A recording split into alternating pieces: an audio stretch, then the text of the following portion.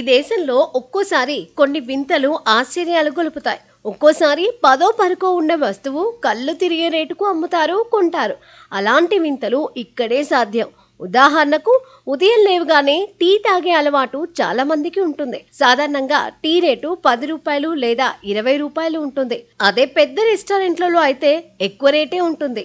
ఇళ్లల్లో వాడుకునే టీ పొడి కేజీ సుమారు 300 రూపాయలు ఉంటుంది. కానీ ఇప్పుడు ఓ టీ పొడి ఏకంగా 1,00,000 రూపాయలకు అమ్ముడుపోతుంది. భారతీయులు టీకి ఎంత ప్రాధాన్యం ఇస్తారో ప్రత్యేకంగా చెప్పుకోనవసరం లేదు. కొందరైతే భోజనం లేకపోయినా ఉండగలరేమో గానీ టీ లేకుండా ఉండలేరు. అందుకే దేశంలో గల్లీకో టీ స్టాల్ ఉంటుంది. ఇంత డిమాండ్ ఉన్నప్పుడు ఇందులోనూ ప్రత్యేకతలు కావాలని కోరుకుంటారు కదా. ఈ నేపథ్యంలోనే అసోంలో పబోజన్ గోల్డ్ టీని సిద్ధం చేశారు. ఈ టీ పొడితో తయారయ్యే టీ పసుపు రంగులో ప్రకాశవంతంగా ఉంటుంది. ఈ తేయాకును కోసిన తర్వాత సహజ సిద్ధంగానే బంగారు వర్ణంలోకి మారిపోతుంది. ఇది టీకి మంచి రుచిని కూడా అందిస్తుంది. ఇదొక ఆర్గానిక్ తేయాకు, అత్యంత అరుదైన రకం. అస్సాంలోని గోలాఘాట్ జిల్లాలో దీన్ని మొదటిసారి 1 కిలో మాత్రమే పండించారు. ఆ కిలో తేయాకు అక్షరాల 1,00,000కు అమ్ముడుపోవడం హాట్ టాపిక్ గా మారింది. ఈ టీకి అంత డిమాండ్ ఉంది. మరి అస్సాంలో లభించే అరుదైన టీ రకాల్లో ఒకటైన